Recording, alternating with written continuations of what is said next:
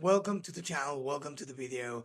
So today we're going to talk about something that we all want, how to scale, or I would say properly scale a Facebook ad campaign structure once it's working, right? So this is a part one of a two-part video series, so I hope you enjoy it.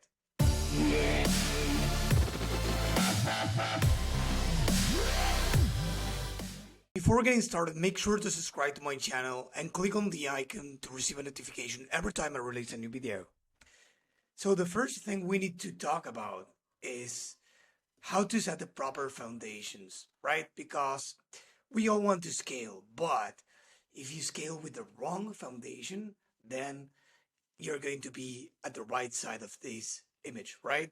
And we all can, we can all use the resources that we have in order to scale, but if we use them the wrong way, then probably it's not going to be the best use of our efforts and time and money, right? So let's talk first about how to properly structure the campaigns.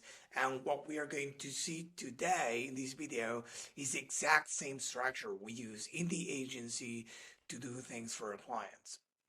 So first, we have a 5-level framework, and the first level is what we all know as top of the funnel or prospecting.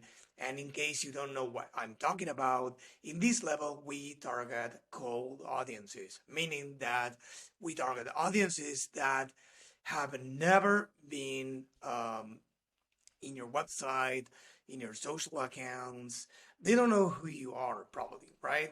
So we are going to target them. Then, as we go into level 2, we are going to start with the retargeting. Level 2 is the lowest intent level of the remarketing.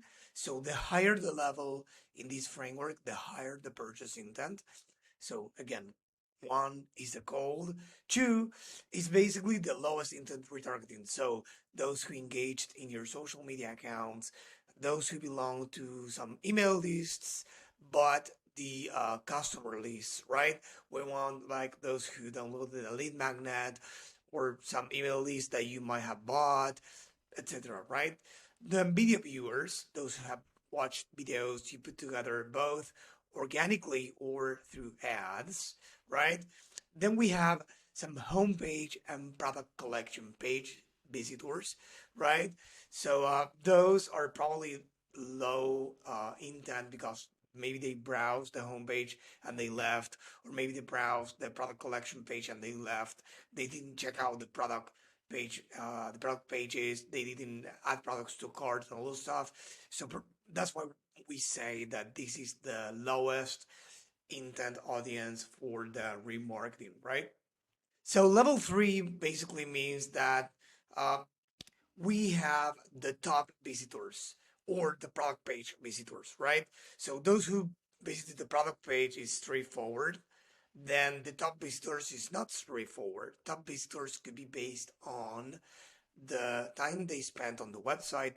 So for instance, at the time of this recording, Facebook allows you to target the top 5, 10, and 25% of people who visited your website based on the time spent. You can also, through Facebook, do the top visitors by visit frequency. So you can say those who visit the website more than twice or more than once or more than 4 times during X period of time. And then with the help of the Google Tag Manager, you can also do more advanced things such as scroll depth and many other things, right? But the important thing is that you know that this level is based on product page visitors and top visitors. Then level 4 is based on those who added products to cart but didn't buy.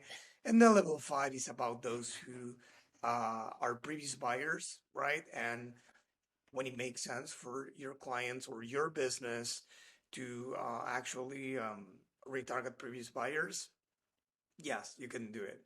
So yeah, these are the 5 levels. So I'll recap briefly.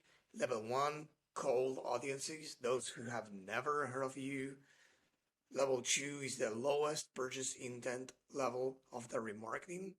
social engagers, list, video viewers, and yeah, homepage and product collection pages. Level 3, top visitors and product page visitors. Level 4, those who haven't on the cart. And level 5 are basically those who bought from you before, right?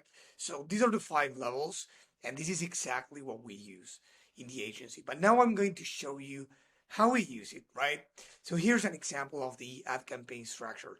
This is like the smallest ad campaign structure. So it's one ad campaign structure, one ad campaign, sorry, for level 1, and one ad campaign for levels 2, 3, and 4 all together. This is when you have a super low budget. So I don't know, 20, 30, 40, $50 a day. Then probably this is for you. We always recommend spending probably 60 to 70% in the cold or level 1, right? That's our advice, unless you have a lot of retargeting audiences by then. And then here you will see that we have the following naming convention: the level, whether the audience is cold, warm, or hot, and then the optimization event. So in this case, we have a level 1 audience. Of course, it targets cold audiences and it's optimized for getting purchases, right? In this case, it will target people by interest and lookalike audiences, using a conversion campaign type, optimizing for purchases. You have the description here.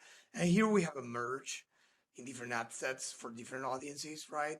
Because we don't have a lot of budget for this allegedly small client or small account. So I want to show you that this structure and this campaign framework is useful for those super small accounts and those super large accounts spending millions a month, right? So this works for both. Now, another example is, okay, I have a few more bucks to spend, so I will have the level 1 campaign, and the level 2, 3, and 4 now will be in different campaigns. So level 2, it's warm, retargeting social and web visitors, right? Optimizing for purchases. You will notice that we optimize for purchases because that's the end goal. So we don't want awareness, we don't want engagement. That's the myth, right? We know that we need to nurture the audiences and put them into the funnel, and that's what we are doing. But you don't need to do that through other goals, because here's the thing: in case you don't know, the algorithm, I mean, Facebook algorithm, will give you the segment of the audience that you choose according to the campaign goal that you selected. So if you chose to use the engagements campaign type, you will get those who are likely to engage with a post. If you choose the traffic goal or campaign type, you will get those who are used to clicking on an ad. If you choose the video views, you will get those who are likely to watch videos. So that's why if you choose a traffic campaign, you will see super cheap clicks, a super high CTR, but then no conversions. Engagements, super cheap conversions. Video views, super cheap video views, but no conversions. So those are still useful for a different thing, as a medium to an end, but not to getting conversions. You should know that. So the message will be the one that will be nurturing people with a different thing and educating them along the way. But if you want the segment who is likely to convert, then conversions campaign it is, and optimizing for purchases, right?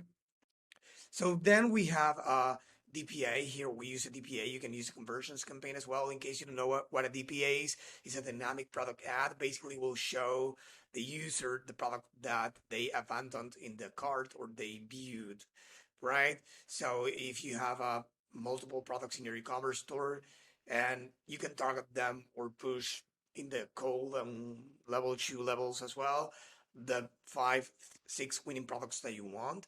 But then when they start browsing around and they add some products to cart and they abandon, probably you want to retarget them with what they saw, because that's going to be more relevant to them than if you showed them a random product, right? So that's the message. So basically, this is it. This is the first series. And in the second part, what we are going to see is how to scale things up. Here, what we saw is how to set things up for success. And believe me, that's like mandatory because otherwise scaling up will be too tough. And you will see why in the second video because it will make sense for you. So my advice is that you watch this one more time, you take notes, and you implement it. And if you have any questions, please write in the comments below and I will help you out. Okay? Thank you.